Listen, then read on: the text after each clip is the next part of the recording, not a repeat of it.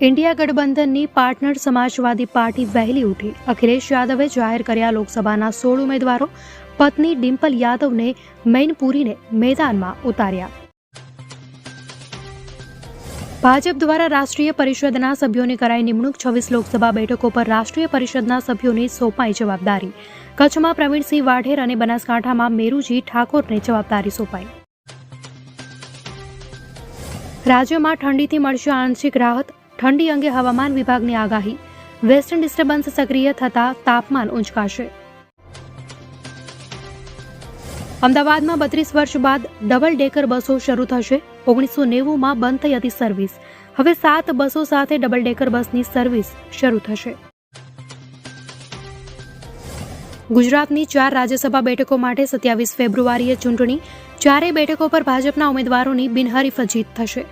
હાલ 4 બેઠકમાંથી 2 કોંગ્રેસ, જ્યારે 2 બેઠકો ભાજપ પાસે। સુરતના વેપારીને ખોટી રીતે કસ્ટડીમાં મોકલવાને લઈ સુપ્રીમ કોર્ટ લાલઘૂમ। કોર્ટના નિર્ણયને લઈ સુપ્રીમ કોર્ટે સોલિસિટર જનરલની હાજરીમાં કરી ટીકા।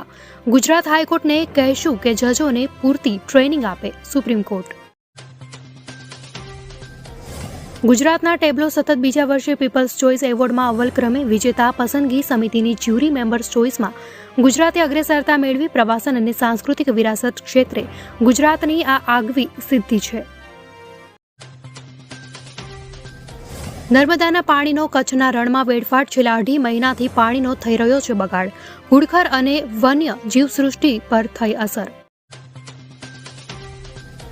ડેપ્યુટી સીએમ દિયા કુમારીના નામે એક વિડીયો વાયરલ થયો। વિડીયોમાં તલવારબાજી કરનારી આ મહિલા દિયા કુમારી નથી।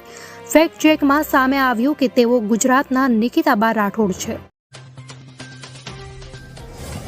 ફિલ્મ જાગૃતિનું ગીત સાબરમતી કે સંત આજે પણ પ્રચલિત। એટનબરોની ગાંધી ફિલ્મને 26 એવોર્ડ મળ્યા હતા। કમલ હાસનની ફિલ્મ હે રામનું આજે પણ કલ્ટ ક્લાસિકની લિસ્ટમાં।